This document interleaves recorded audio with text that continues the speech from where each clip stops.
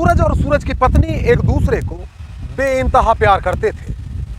उनकी शादी को यूं तो कुछ साल का वक्त ही बीता था, मगर बताया जाता है कि उन दोनों के बीच गहरी मोहब्बत थी। 18 मई 2023 को सूरज की संदिग्ध परिस्थितियों में मौत हो गई। उसकी लाश उसके कमरे में पत्नी के साड़ी के फंदे पर लटकी मिली। पुलिस मौके पर पहुंची और शव को कब्जे में लेकर आगे की कार्रवाई शुरू की गई। मृतक सूरज की पत्नी ने दावा किया कि उसका कत्ल एक ट्रैक्टर चालक और उस भट्टे मालिक ने किया जिसके भट्टे पर सूरज मजदूरी करता था। पुलिस ने मुकदमा दर्ज कर विवेचना शुरू की तो एक चौंकाने वाला खुलासा हुआ। चूंकि सूरज का कातिल कोई और नहीं बल्कि उसकी खुद की पत्नी ही थी। नमस्कार, आदाब दोस्तों, मैं आपका साजिद सैफी हूं और आप हमारी खास पेशकश बेपर्दा देख रहे हैं। और बेपर्दा में आज बात कौशाम्बी में हुई उस सच्ची घटना की जिसने ना सिर्फ रिश्तों को तार तार किया बल्कि रिश्तों को कभी न मिटने वाले बदनुमा दाग दिए।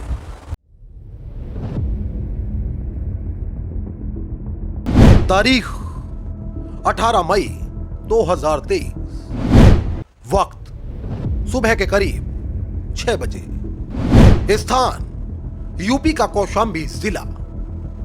यहां करारी थाना क्षेत्र के पीपरकुंडी गांव में सूरज नाम के एक शख्स का शव उसी की झोपड़ी में लटका मिला। सूरज चरवा थाना क्षेत्र के मावली गांव का रहने वाला था, जबकि वह पीपरकुंडी गांव में एक ईंट के भट्टे पर काम किया करता था। मगर 18 मई की देर रात वह फंदे पर झूल गया और सुबह उसका शव झोपड़ी के अंदर लटका मिला। खैर, सूचना के बाद पुलिस और फोरेंसिक टीम मौके पर पहुंची और शव को नीचे उतरवाया गया। वहीं फोरेंसिक टीम सूरज की लाश को देखकर पहली ही नजर में भांप गई कि हो ना हो सूरज को पहले कत्ल किया गया और फिर उसे आत्महत्या का रूप देने के लिए उसकी लाश को फंदे पर लटका दिया गया। मगर सूरज के कातिल कौन है, उसे कत्ल किसने किया और क्यों कर आसानी उसकी लाश को उसी की झोपड़ी में टांग दिया गया? अब ऐसे कई सवाल पुलिस के सामने सीना ताने खड़े थे। जबकि सबसे बड़ा सवाल कि आखिर कैसे सूरज की पत्नी को झोपड़ी में हुई इस वारदात की कानों कान भनक नहीं लगी। खैर, कहानी के इस पहलू पर हम जल्द वापस लौटेंगे, मगर आइए उससे पहले जानते हैं कि फिल वक्त मुख्तलिफ पहलुओं पर गौर कर रही कौशाम्बी पुलिस ने शुरुआत में किस दिशा में अपनी जांच को आगे बढ़ाया।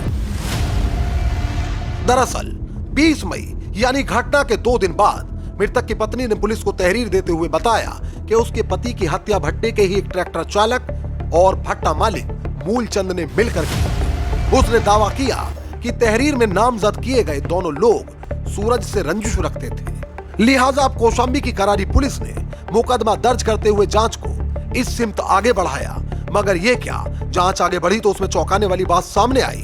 जांच में पता चला कि सूरज और उसकी पत्नी के बीच सब कुछ ठीक नहीं चल रहा था, जबकि सूरज का एक बड़ा भाई भी है जो अक्सर सूरज की पीठ पीछे उसकी झोपड़ी में आता जाता था।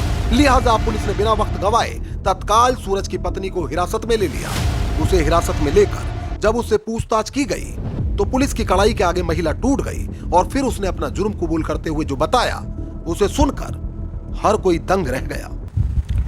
दरअसल सूरज का शव जिस अवस्था में फंदे पर लटका था उसे देखकर पुलिस की फोरेंसिक टीम पहली नजर में यह तो जान चुकी थी कि सूरज ने आत्महत्या नहीं की है बल्कि उसे कत्ल करके लटकाया गया है।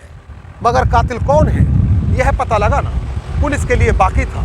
पुलिस ने अपनी विवेचना को आगे बढ़ाया तो घटना की परत दर परत खुल गई। पुलिस को अपनी जांच में पता चला कि सूरज का बड़ा भाई मोनू अक्सर सूरज की गैर मौजूदगी में उसके घर आया जाया करता था। पुलिस ने मोनू को हिरासत में लिया और उससे पूछताछ शुरू की गई। उसके बाद उसके द्वारा एक ऐसी कहानी सुनाई गई जिसे पहली बार सुनकर पुलिस भी यकीन नहीं कर पा रही थी। दरअसल मोनू के अपने छोटे भाई की पत्नी से अवैध संबंध थे और अब ये अपने अवैध संबंधों को इस हद तक परवान चढ़ाना चाहते थे कि ये सूरज को कत्ल करने में कोई गुरेज नहीं समझ रहे थे। दोनों लोगों ने साजिश रची और षड्यंत्र के तहत पहले सूरज को कत्ल किया और फिर उसकी लाश को उसी के कमरे में उसकी खुद की पत्नी की साड़ी के फंदे से लटका दिया।